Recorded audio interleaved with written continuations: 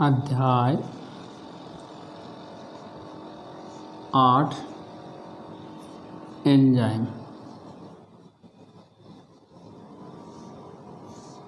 ठीक है, तो कल की क्लास में हमने पढ़ा था कि एंजाइम क्या हैं, एंजाइमों का इतिहास क्या है। ये समझ में आ गया होगा कि एंजाइम का इतिहास, एंजाइम नाम किसने दिया था, एंजाइम की प्रकृति क्या है। तो आज हम पढ़ेंगे एंजाइम की संरचना। एंजाइम की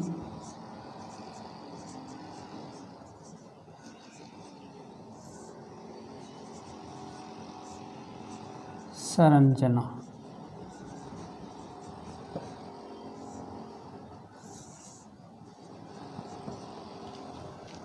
एंजाइम जो है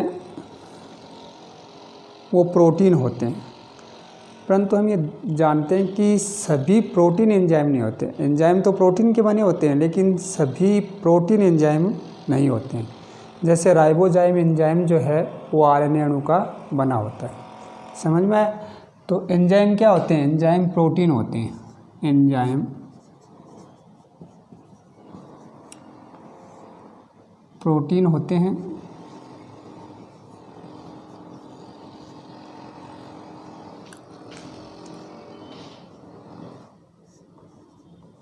परंतु सभी प्रोटीन एंजाइम नहीं होती। परंतु सभी प्रोटीन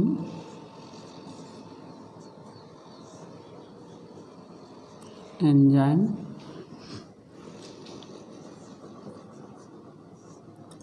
नहीं होती।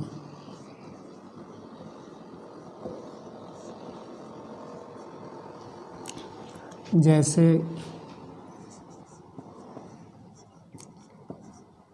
राइबोजाइम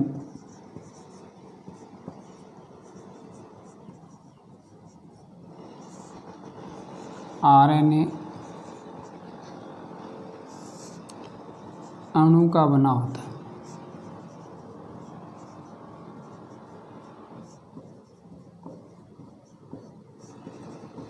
तो क्वेश्चन पूछ लेते हैं कि ऐसा कौन सा एंजाइम है जो प्रोटीन का नहीं बना होता। तो अपने को क्या लिखना है उसमें? राइबोजाइम। इसके अलावा हम देखते हैं पेप्सिन है, यूरेज है, ये सभी क्या पूर्ण रूप से प्रोटीन के बने होते हैं। पेप्सिन है, यूरेज है, ये एंजाइम जो हैं पूर्ण रूप से प्रोटीन के बने होते हैं। पूर्ण रूप से प्रोटीन के बने होते हैं।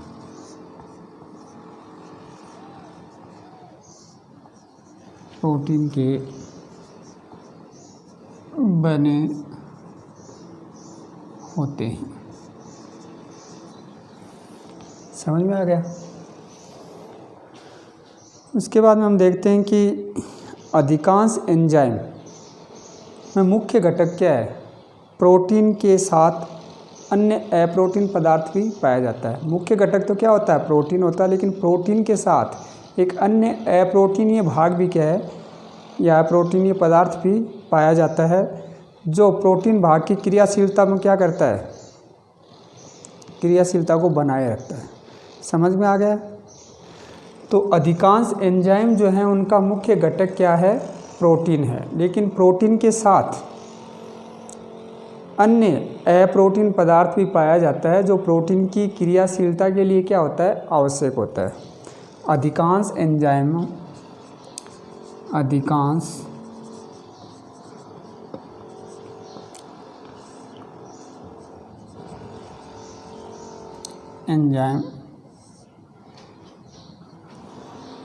का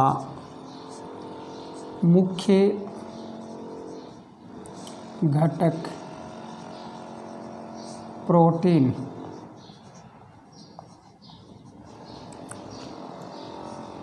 होता है, परंतु प्रोटीन के साथ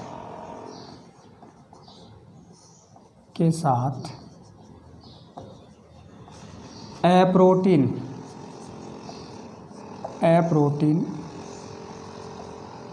भाग भी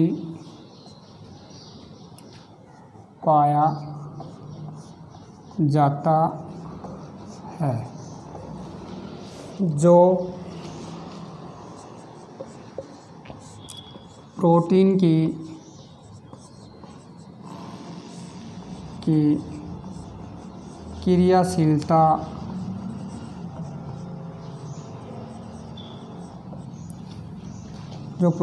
क्रियाशीलता के लिए आवश्यक है।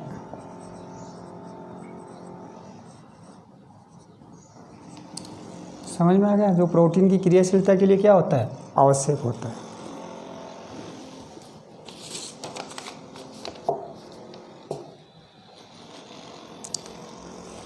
आवश्यक होता है। तो इस प्रकार के एंजाइम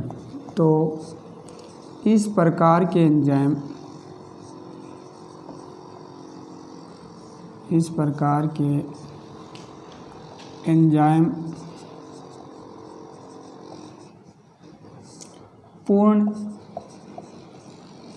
या होलो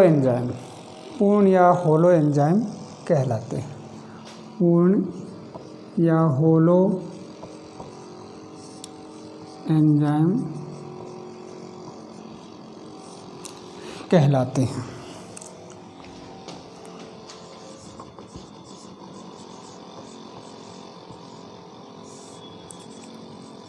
तो समझ में आ गया पूर्ण या होलो एंजाइम कौन से होते हैं। अब हम ये देखते हैं कि जैसे ये है,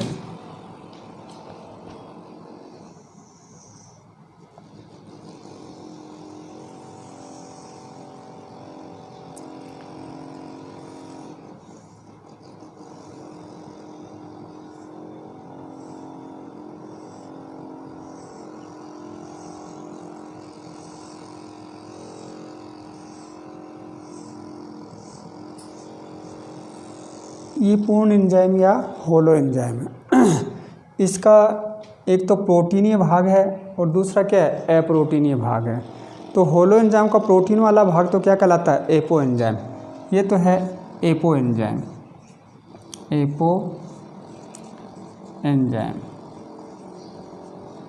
ये प्रोटीन वाला भाग है। अप्रोटीन भाग जो है ये कहलाता है प्रोस्थेटिक समूह है। क्या कहलाता है? प्रोस्थेटिक समूह है। समझ में आ गया? तो एक तो एपो एंजाइम और दूसरा प्रोस्थेटिक समूह है। ये कौन कौन से? Holo enzyme. ये होलो एंजाइम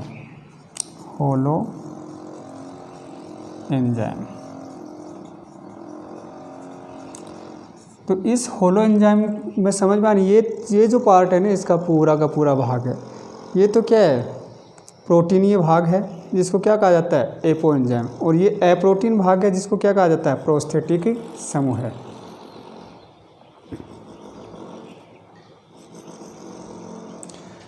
तो क्या लिखना अपने को? एंजाइम का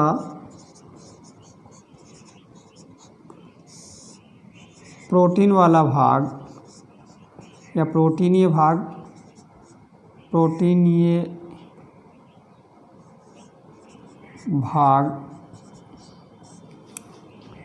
होलो एंजाइम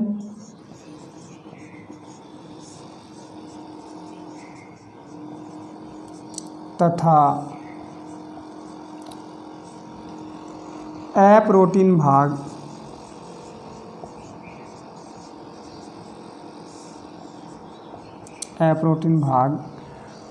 कोफैक्टर या सहकारक कहलाता है। अप्रोटीन भाग सहकारक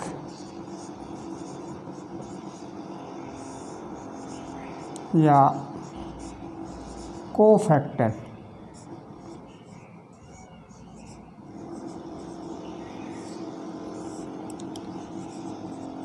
कहलाता है।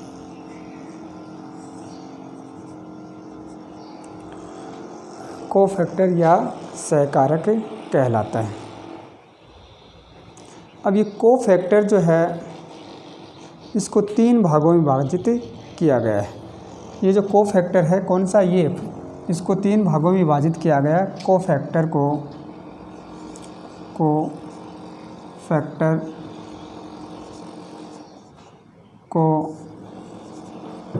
3 भागों में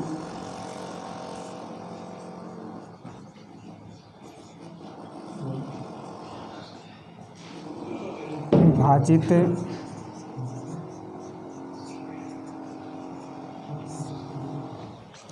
किया गया है।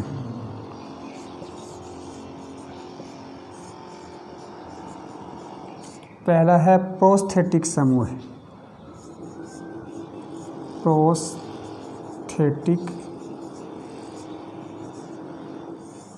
समूह है, यानी जो होलो एंजाइम है, इस होलो एंजाइम में प्रोटीन वाला भाग और अप्रोटीन भाग, इनके बंधन के आधार पर ही क्या है, इसको अप्रोटीन भाग को क्या है 3 भागों में विभक्त किया गया है। तो पहला भाग तो क्या है, प्रोस्थेटिक समूह है। जब कार्बनिक प्रकृति का अप्रोटीन भाग एपो एंजाइम से सघनता से एवं दृढ़ता से जुड़ा हुआ हो तो क्या होता है, प्रोस्थेटिक समूह होता है। जैसे साइटोक्रोम है, ये क्या है, प्रोस्थेटिक समूह है। दूसरा क्या है, फ्लेवोप्रोटीन है। जब कार्बनिक प्रकृति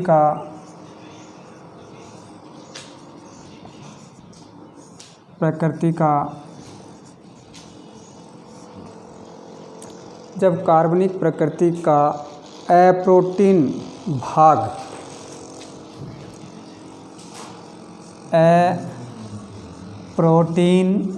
भाग एपो एंजाइम से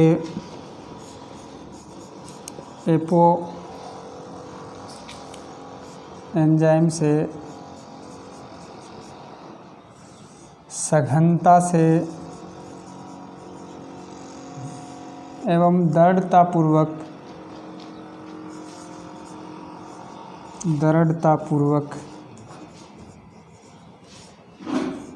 संलग्न हो,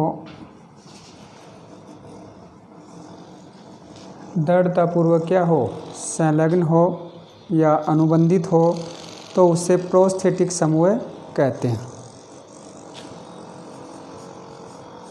तो उसे प्रोस्थेटिक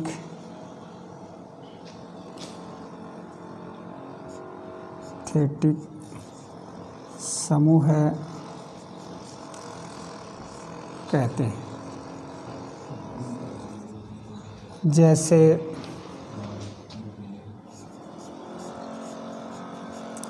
साइटोक्रोम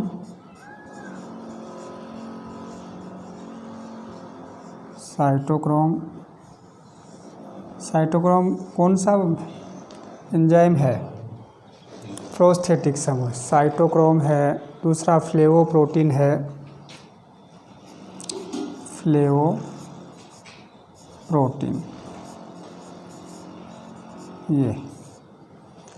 ये दोनों क्या है, प्रोस्थेटिक समूह है। अब उसके बाद में दूसरा हम देखते हैं सह एंजाइम। दूसरा क्या है, सह एंजाइम।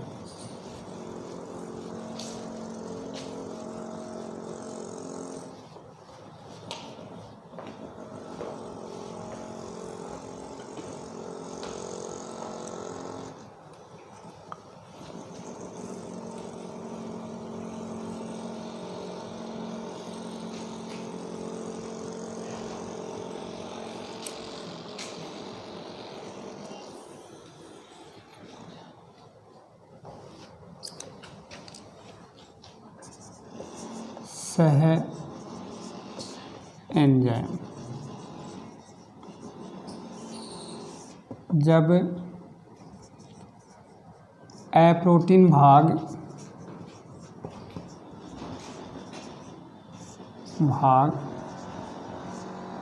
एपो एंजाइम से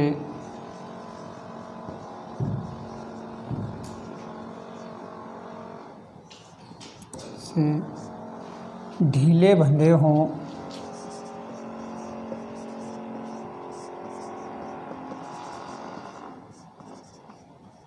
अथवा आसानी से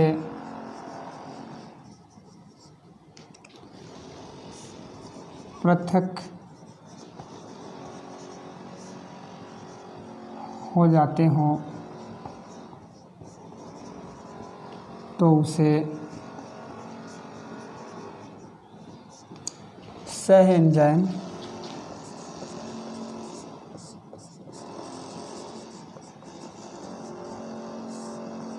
कहा जाता है। जैसे क्या हो, जब ये जो भाग है इस भाग से क्या है ढीला बंधा हो, यानी ये भाग इस भाग से आसानी से पृथक हो सके तो उसे क्या कहा जाता है, सह एंजाइम। इसके एग्जाम्पल क्या क्या हैं, जैसे NAD है, NAD, NADP, ये क्या है, सह एंजाइम है। NAD, FAD है, कोएंजाइम है, FAD कोएंजाइम, ये सारे क्या है, सह एंजाइम के क्या हैं एग्जाम्पल। तीसरा क्या है इसमें, सक्रियक। तीसरा भाग है सक्रियक। अब ये सक्रियक क्या है, जब प्रोस्थेटिक समूह जो जुड़ा हो, अप्रोटीन भाग हो, क्या हो, कोई धातु हो, तो इसे क्या कहा जाता है, सक्रिय कहा जाता है। जब अप्रोटीन भाग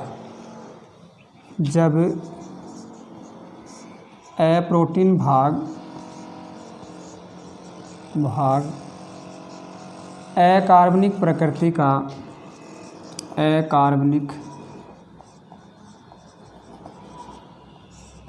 का कोई क्या हो, धातु हो, अप्रकृति का कोई धातु आयन हो,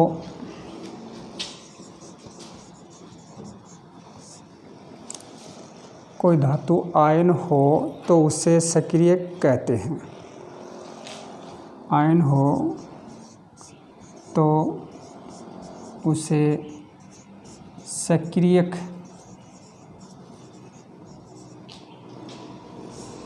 कहते हैं। जैसे Fe, ये सक्रियक है। तो समझ में आ गया क्या है, यानी होलो एंजाइम है।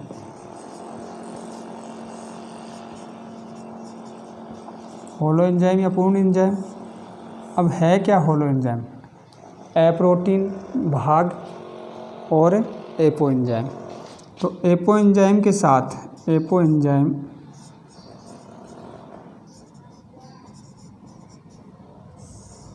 प्लस अप्रोटीन भाग। अब अप्रोटीन भाग जो है इसे 3 भागों में विभक्त किया गया है।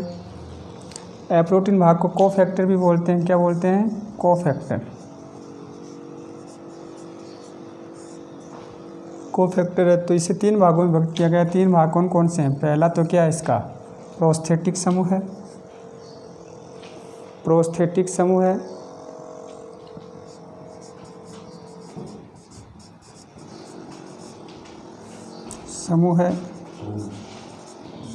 दूसरा सह एंजाइम,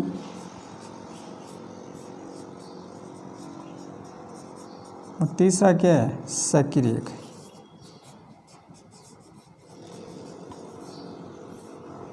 ये एंजाइम की संरचना। तो एंजाइम की संरचना में क्या है, अप्रोटीन भाग और प्रोटीन भाग दोनों को क्या कहा जाता है, पूर्ण एंजाइम कहा जाता है। क्या कहा जाता है, पूर्ण एंजाइम। तो अप्रोटीन भाग है, इसके 3 भाग हैं, प्रोस्थेटिक समूह, सह एंजाइम और सक्रियक। फिर अप्रोटीन भाग जो है वो एपो एंजाइम से किस प्रकार से जुड़ा रहता है, उसके जुड़ने की प्रवृत्ति के आधार पर ही क्या इसे 3 भागों में विभक्त किया गया। प्रोस्थेटिक समूह जो है ये क्या दृढ़तापूर्वक है, एंजाइम जो है ये क्या है ढीले बंधे हुए हों, और सक्रियक जो है इसमें अप्रोटीन भाग जो है वो कोई धातु आयन हो तो क्या हो जाता है सक्रियक हो जाता है। ठीक है, अब कल की क्लास में इससे आगे पढ़ेंगे।